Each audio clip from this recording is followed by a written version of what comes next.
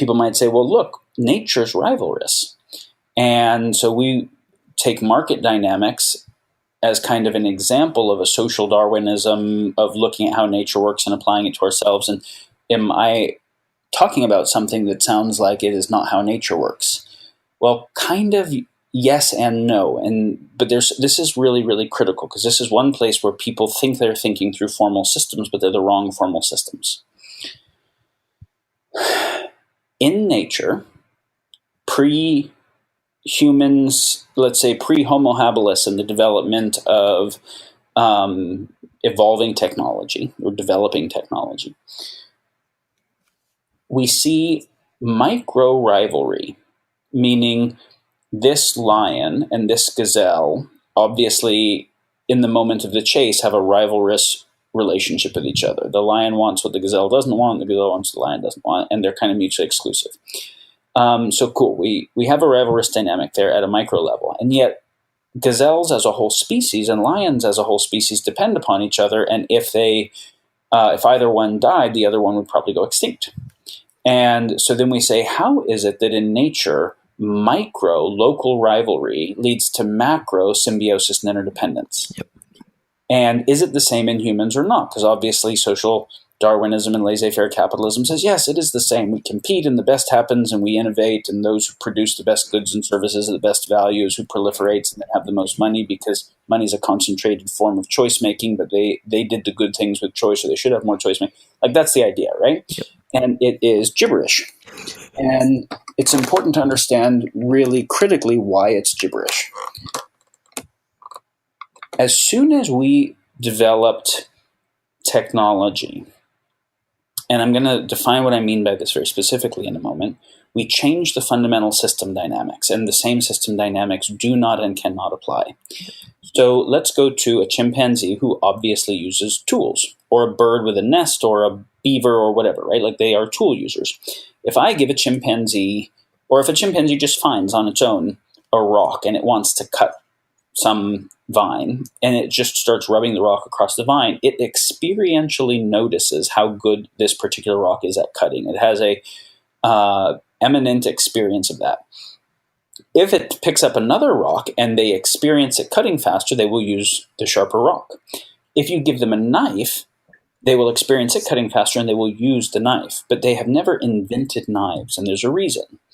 Is that our current standard narrative said this started with Homo habilis, this kind of tool evolving capacity rather than just tool using capacity. So let's take that. So it requires the capacity for abstraction, which developed along with prefrontal cortex, etc., to be able to use this rock and feel the sharpness, and this rock and feel the sharpness, this rock, feel the sharpness, and understand something that is none of the rocks, which is the abstract principle of sharpness. What makes something sharp, and how could I make something that is more sharp? Now I'm not focused on the instance of any of the rocks, but a principle that they all have in common, but that is none of them. That abstraction capacity seems to have emerged with some earlier hominid and then have zenithed in Homo sapiens. And that allows us to say, well, I would try chipping it with to make an arrowhead, and then I would make a knife, and then I would make a laser, right? I can keep doubling down on the abstract principle of sharpness, so I get evolving tech.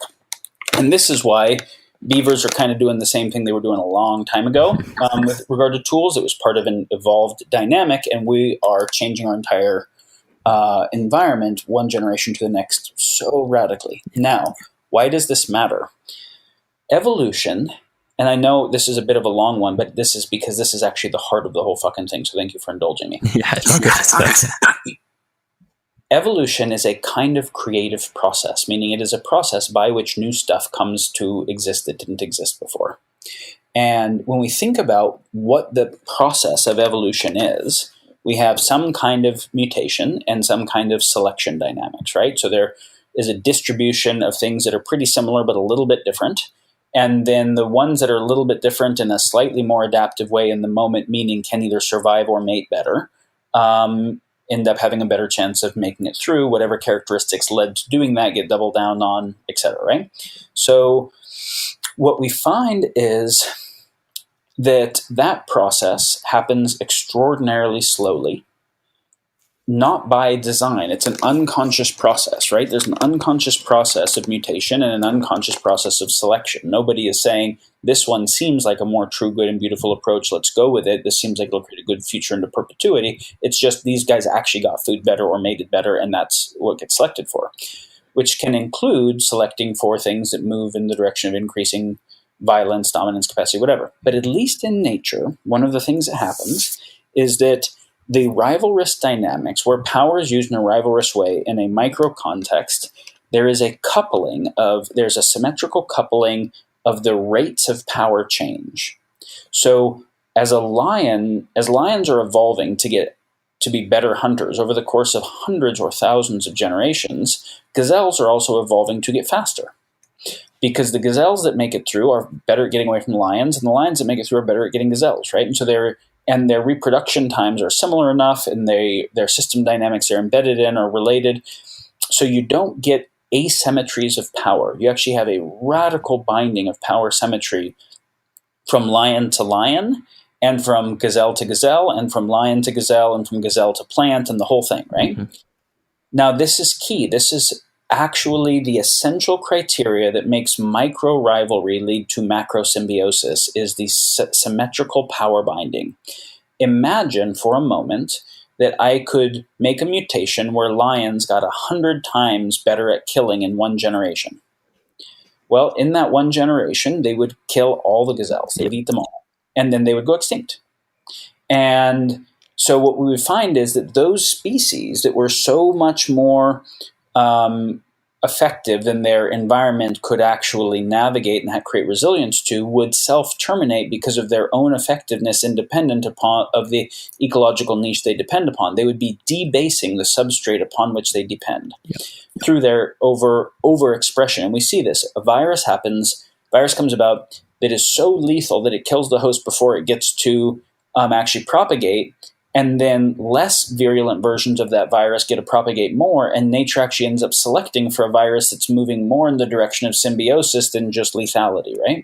Yeah. And so evolution itself has this symmetrical power binding. Why this is so fucking critical to understand is because nature does not select for individuals of a species, and it doesn't even select for species. It seems to over the very short term, but as you zoom out, over the long term, it selects for self-stabilizing ecological niches, where the particular members of a species that seem like they're getting selected for over the short term, that are super lethal, over the long term self-terminate.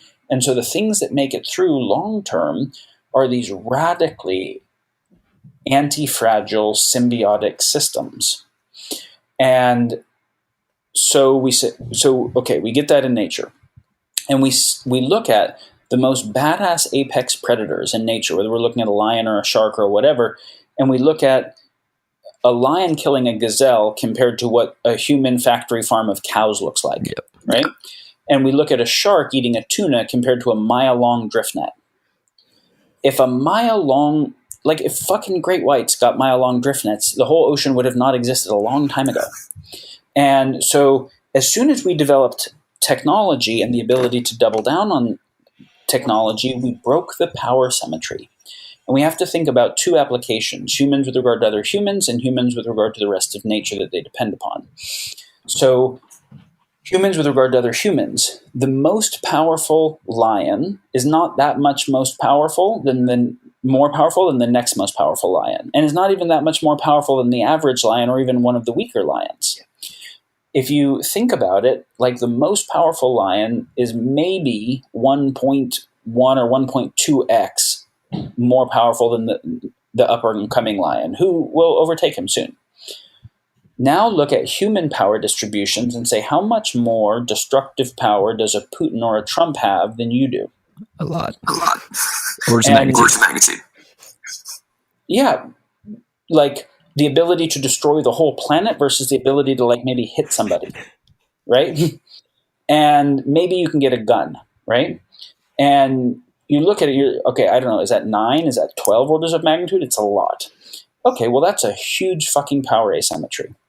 Now, humans with regard to nature, we can cut down a forest much, much, much faster than forests can replenish. We can use up resources faster than they can replenish. We can create toxicity faster than they can replenish, etc.